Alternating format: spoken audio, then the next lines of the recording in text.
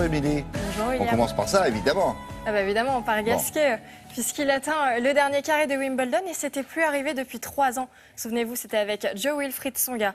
On attendait un choc entre Richard Gasquet et Stan Wawrinka et on l'a eu. Regardez, 7 mois après la finale de Coupe Davis, Français et Suisses s'affrontaient à nouveau.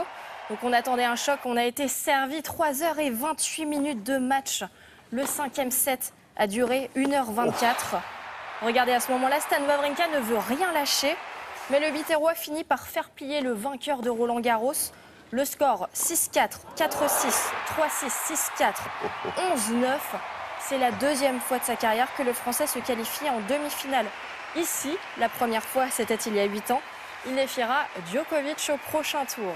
Ah, là, ça va être autre chose. D'autant plus qu'il joue demain, non? Oui, demain.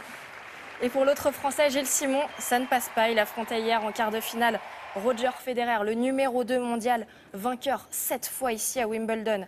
Une averse a interrompu le match, mais ça n'a pas perturbé Federer. Il ne lui a fallu que 1h34 pour battre Gilles Simon en 3-7. 37e demi-finale en Grand Chelem pour Federer. Il affrontera en demi-finale Andy Murray, tombeur du Canadien Vasek Pospisil.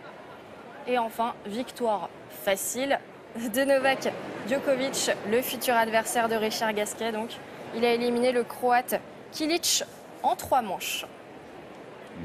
Là, c'était moins disputé. Hein. Bon, qu'est-ce qu'on a d'autre? Le Tour de France. Ah bah oui, bien sûr. Des chutes ou pas étape. encore? Ah bah, énormément. Encore? Il n'y a eu que ça. Thibaut Pinot est tombé, Nasser Boigny a abandonné. Et deuxième victoire d'étape pour André Greipel. Regardez, c'était hier, donc première étape 100% française entre Arras et Amiens.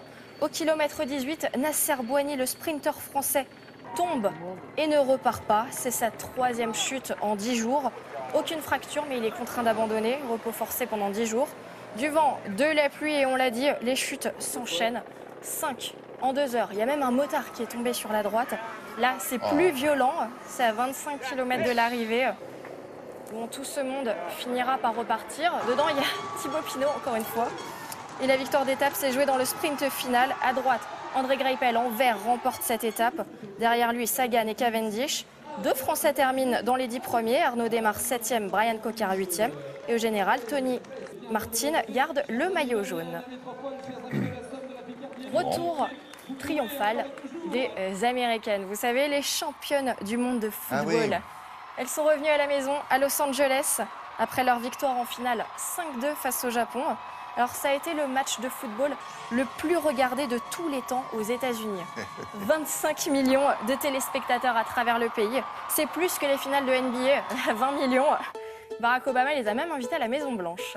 Ah. Et regardez, un petit mot de pétanque. C'est bien pétanque, hein, finalement. Là. Ah On bah attend oui. tous les jours. Hein. Bah là, on s'intéresse aux jeunes, aux minots. Ils sont âgés de 6 à 15 ans. Il y avait 108 équipes, il en reste 27. Ils joueront leur finale aujourd'hui, comme Oula. les adultes. Je débrouille bien, hein? C'est les minots. Merci beaucoup. On a fini ou pas? Non. Non, J'ai encore? une dernière Bon, image à vous montrer. Allez. Du VTT, je vais vous montrer la course la plus difficile au monde. On prend la direction de Combloux, aux portes du Mont Blanc. L'événement s'appelle MB Race. Il y avait 1000 cyclistes qui se sont élancés à 6 h du matin. Au programme, 40 km d'efforts et de souffrance, 7000 mètres de dénivelé positif. Vous vous rendez compte? Sur les 1000 inscrits, il n'y en a que 137 qui ont franchi la ligne d'arrivée. Le premier au bout de 9 heures et le dernier au bout de 16 heures. Le double. C'est joli. C'est joli, ça peut donner des idées pour cet été. Je suis pas sûr. Non, mais on voit en image, c'est bien. Voilà, c'est reposant. Merci beaucoup, Émilie. À tout à l'heure avec Isabelle Martinet.